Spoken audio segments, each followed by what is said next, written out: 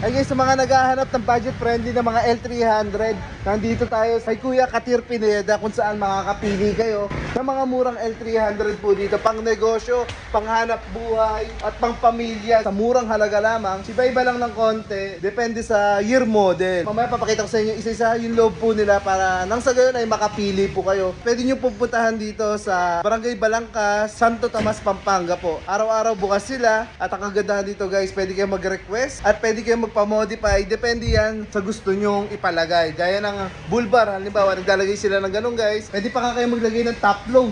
Ayan, naglalagay po sila dito, depende po sa ipapalagay nyo kung bakal or stainless. So kung gusto nyo magpalagay ng aircon, pwede naman, pwede dual aircon kagad ang ipalagay ninyo. Gayad lang kayo ng 30,000 guys, dual aircon ang ilalagay dyan.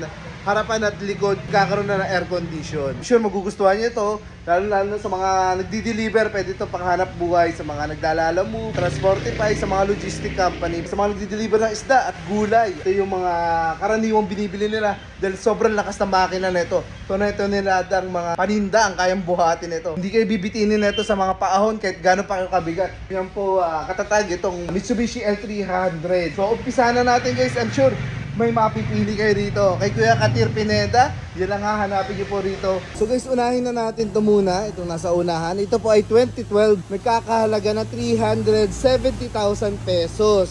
Kita nyo naman, napaka-presentable yan guys.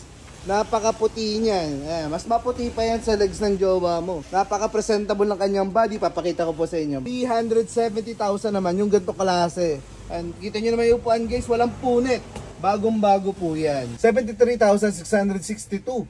Yan po ang kanyang tinakbo. Ayan. Perfect ito sa inyong mga negosyo. At pwede rin pampamilya. Ilang pamilyang kaya isa kayo nito? Kung dalawa yung pamilya mo, pasok pa rin kayo rito. Ayan. Napakalinis. Puting-puting ang kanyang mga pintura. Ito po ay air condition para naman maging presentable po sa inyo. Ayan. Inayos na yung mga kalawang-kalawang. Wala po kayong makikitang ganun. So lahat daw ng unit dito guys, ulitin ko, wala daw aircon. Pero pwede nyong palagyan. Depende po yan sa request nyo. Magdadagdag lang po kayo. Pati mga top load. Ayan. So guys, ito yung pinaka-body niya. Ayan. Meron na siyang matting. Kung maglalagay kayo ng mga basang karga. Ayan. Or maputik yung mga papasok dito, okay lang. Kasi madali siyang linisin dahil meron na po siyang kasamang mating. At maayos yung kanyang mga salamin. Ayan po. Medyo madumi na kasi may bagyo. Pumunta tayo dito na may bagyo so hindi nila nalinis. Tapos yung upuan niya maayos. Tingin ko nga bago. Bago nga talaga. So dito naman tayo guys sa model na 2014. Year model po is 2014. 380,000 naman. Ayan o, napakaputi rin ang kanyang body. Napakaayos guys oh. Presentable. So pasok tayo dito guys sa kanyang passenger side. Kita nyo naman, talagang crispy yung pagbukas ng pinto. Ayan oh. Kita nyo yung upuan, walang punit. Wala po kayong makitang punit. Maayos ang lahat, maputi. Ayan po. So dito lang kayo tatawag kay Kuya Katir. Ayan, nahiya lang si Kuya Katir eh. Pero dito kayo pwede mag-message sa kanya. Ayan, napakarami niyang unit na nag-aabang sa inyo. Pang negosyo, pang pamilya, pang kargahan. Lalo na pag kayo ay kumukuha ng mga paninda, ito po, pwede. Yung mga tapete niya po is bago. Yung upuan ay bago. Nirecon po to para talaga naman pag nabili nyo ay presentable. Ayan, ulitin ko guys, ito ay 380,000, 2014 model. Ang kanyang tinakbo is, ito guys, mababa lang ang tinakbo nito. Ito ay 42,271 lang kilometer ang tinakbo niya po. Ayan. Medyo mababa talaga ang tinakbo na itong isang top. So kung gusto nyo itong pang-modify guys, pwede ito lagyan ng top rack, bull bar, aircon. Ayan po yung mga pwedeng ilagay. Pero kasi kung kargahan lang naman, pwede na to.